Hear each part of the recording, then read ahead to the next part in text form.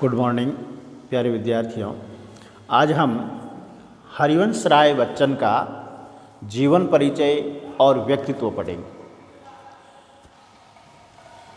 कि इन्होंने इनका जीवन परिचय क्या रहा है और उनका व्यक्तित्व कैसा रहा है। कल हम इसके आगे का टॉपिक लेंगे कृतित्व से संबंधित। आज हम क्या टॉपिक ले रहे हैं? व्यक्तित्व, जीवन या व्यक्तित्व। हरिवंश राय बच्चन का व्यक्तित्व कैसा है?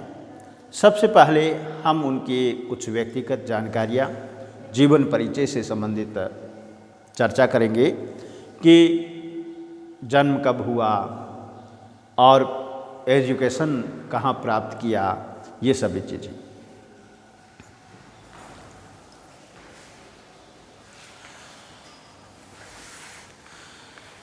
हरिवंश राय बच्चन का जन्म को लेकर के भी एक रोचक जानकारी है। कहा ऐसा जाता है कि हरिवंश राय बच्चन का जन्म हरिवंश पुराण की कथा के श्रवण और जाप से हुआ। कब हुआ? हरिवंश पुराण कथा को सुनने से और उसके जाप से 27 नवंबर 1907 इलाहाबाद में हुआ। इनके पिताजी के अगाध प्रयत्नों से, टोनों टोटकों से बच्चन इस धरती पर जन्म ले सके हैं। हरिवंश पुराण के प्रभाव से पुत्र प्राप्ति होने पर बच्चन को उनकी माँ, जो नाम था सुरसती, ने हरिवंश नाम दिया। किसके कारण? हरिवंश पुराण के कारण। प्यार से घर में बच्चन नाम से पुकारे जाने से उनका पूरा नाम हरिवंश राय बच्चन हो गया।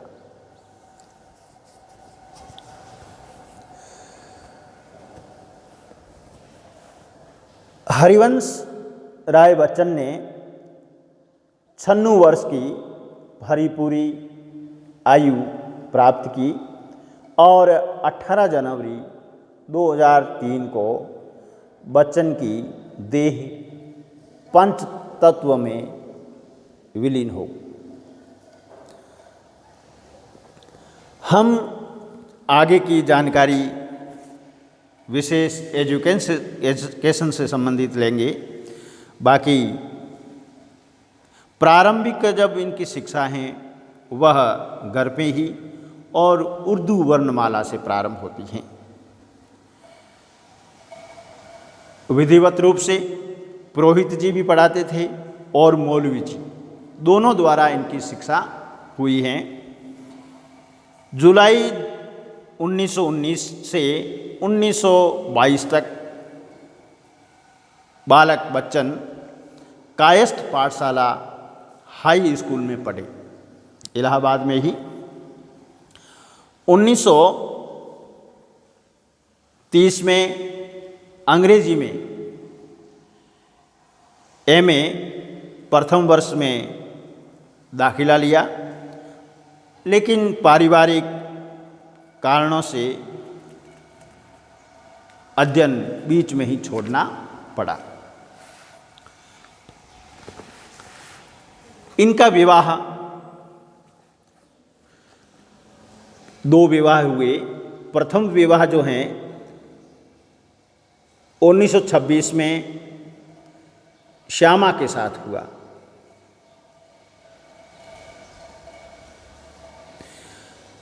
उस समय श्यामा जो हैं बच्चन जी को विश्वविख्यात कवि शैली की स्काई लॉर्क लगी और उन्होंने उसे अपने खेल की सहेली बनाया। श्यामा जब से बच्चन के घर आई, बीमार रही। आर्थिक संकट के कारण अधूरे इलाज की लंबी यातना के बाद 17 नवंबर 1936 को बच्चन की खेल की सहेली श्यामा की अकाल मृत्यु हो गई। बच्चन का दूसरा विवाह 24 जनवरी 1942 को एक सरदार की बेटी से हुआ। यह एक प्रकार से लव मैरिज थी। बच्चन की अधूरी शिक्षा श्यामा की मृत्यु के बाद प्रारंभ हुई। 1938 में उन्होंने द्वितीय श्रेणी से एमए किया। उसके उपरांत बीटी टीचर्स ट्रेनिंग भी की। 1954 में बच्चन ने कैम्ब्रिज विश्वविद्यालय से इट्स पर पीएचडी की उपाधि प्राप्त की। बच्चन विदेश से पीएचडी की डिग्री लेने वाले दूसरे भारतीय थे। बच्चन का प्रारंभिक जीवन वित्तीय संकट में गुजरा। इससे उबरने के लिए वे पढ़ाई के साथ साथ साइकिल से चलकर ट्यूशन पढ़ाते थे। बीए करने पर चांद पत्रिका से जुड़े। जल्द ही उन्हें इसे छोड़कर 50 रुपये प्रति माह में पायनियर प्रेस में एजेंट एवं संवाददाता बनना पड़ा। पायनियर की नौकरी के दौरान ही मधुशाला की रुबाइयाँ फूटी। पायनियर की 3 महीने की नौकरी के बाद 50 रुपये प्रति माह में अभ्युदय प्रेस से जुड़ गए। जुलाई 1934 में अग्रवाल विद्यालय में अध्यापक के रूप में कार्य करना प्रारंभ किया।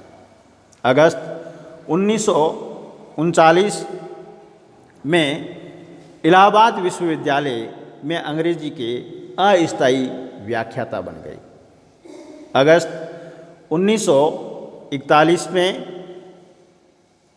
स्थायी हुए और 1955 में इलाहाबाद रेडियो स्टेशन पर हिंदी प्रोड्यूसर के रूप में नियुक्त हो गए। तदुपरांत 1955 में ही विदेश मंत्रालय के हिंदी प्रोड्यूसर के रूप में कार्य किया। 1966 से 1972 तक राज्यसभा के सदस्य मनोनीत हो गए। ये था इनका कुछ जीवन परिचय। अब हम बात करेंगे मुख्य बिंदु पर। वह मुख्य बिंदु यह हैं कि रचनाकार का व्यक्तित्व कैसा था। हरिवंश राय बच्चन के व्यक्तित्व की बात करते हैं तो उनका व्यक्तित्व सरलता, सहजता, सादगी, आत्मीयता और आडंबर विहीन व्यक्तित्व की ऐसी खूबियां उनमें थी जो उन्हें महान बनाती हैं। अभिमान व बड़प्पन से ये कोसों दूर रहे। हनुमान जी के परम भक्त हरिवंश राय बच्चन को घर में विशिष्ट आकृतियों पर व प्रस्तर खंडों को सजाने का बहुत शौक था। जीवन संघर्ष एवं कर्मठता के प्रतीक बच्चन अदम्य आशा लिए हुए थे। उत्साह था, उमंग, प्रेम व स्नेह के साक्षात पुंज थे।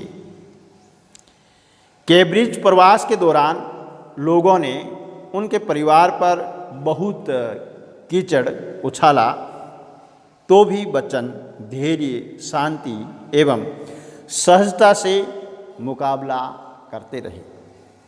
सुमधुर कंठ से लाखों लोगों को अपनी कविताओं से मोहने की उनमें अद्भुत क्षमता थी। इसलिए प्रारंभ में उन्हें मंचीय कवि के रूप में प्रतिष्ठा मिली। कविताएं करते थे और सुरीला कंठ था, इसलिए प्रारंभ में इनकी जो पहचान हुई वह मंचीय कवि के रूप में हुई। पत्र व्यवहार में वचन सजग व सक्रिय रहे, चाहे बड़े हो या छोटे, प्रसिद्ध या अप्रसिद्ध, वचन सभी के पत्रों में उत्तर शीघ्रता से देते थे। वचन की रचनाओं में उनके व्यक्तित्व को प्रतिभाषित होते हुए सहज ही देखा जा सकता है। उनकी रचनाएं पढ़ते हैं तो उनका व्यक्तित्व अपने आप ही उभर कर हमारे सामने आ जाता है। आस्तिकता, भावुकता, कर्मठता, अपराजिता और संघर्षशील बने रहने का भाव उनकी कविताओं में यत्र तत्र या सर्वत्र देखा जा सकता है। यद्यपि वे भाग्य में विश्वास करते थे, उनका यह दृष्टिकोण कर्म प्रेरित था। यही वजह है कि उनकी बहुत सी कविताएं देश भर में विद्यालय और महाविद्यालय पाठ्यक्रमों में अनवरत पढ़ाई जाती रही हैं। भाग्य लेटे का सदा लेटा रहता है और तीर पर कैसे रुकूं मैं। आज लहरों में निमंत्रण वचन के दृष्टिकोण एवं जीवन को प्रतिबिंबित करती हैं। अब देखिए इनकी कविता है, क्या कहा है, भाग्य लेटे का सदा लेटा रहता है और तीर पर कैसे रुकूं मैं। तो ये जब बात आती है तब वहाँ ये कह रहे हैं कि वचन का दृष्टिकोण इसको लेकर के जीवन को प्रतिबिंबित करने वाला है। निराशा एवं अवसाद के क्षण वचन के जीवन में भी कम नहीं आए, लेकिन इनसे शीघ्र ही मुक्ति पाकर उत्साह, धैर्य, साहस और हिम्मत के साथ वे पुनः नवनिर्मित या नवनिर्माण में तत्पर रहे, जहाँ निशा निमंत्रण, एकांत संगीत एवं आकुत अंतर नामक उनकी रचनाएं उनके अवसादग्रस्त एवं निराश मन के दर्पण के रूप में प्रस्तुत हुई हैं। वही परवर्ती रचनाओं में उनका साहस, तेज एवं कर्मण्यता द्रष्टव्य है। एकांत संगीत की एक कविता अग्निपथ में वह निरंतर उठने और आगे बढ़ने की बात कहते नजर आते हैं। क्या कहते हैं, अग्निपथ अग्निपथ अग्निपथ, वृक्ष हो तले खड़े, हो घने हो बड़े, एक पत्र साह भी मांग मत मांग मत मांग मत। छायावादी काव्यधारा के समांतर चलने वाले वचन प्रेम एवं स्वच्छंद मार्गी काव्यधारा के प्रमुख कवि हैं। मधुशाला के सृजन होने के कारण उन्हें हालावाद का जनक या प्रवर्तक कहा जाता है। उनके समकालीन रचनाकारों में भगवती चरण वर्मा, रामेश्वर शुक्ल अंचल व नरेंद्र शर्मा आदि आते हैं, जो उन्हीं की भावधारा अंतर्गत काव्य सृजना में प्रवृत्त रहे हैं। बच्चन की काव्यधारा प्रेम व मस्ती की हैं, व्यक्तिवादी विचारधारा के रूप में जानी जाती हैं। इस काव्यधारा के कवियों का प्रमुख स्वर क्या है, लौकिक एवं इंद्रियजन्य प्रेम है।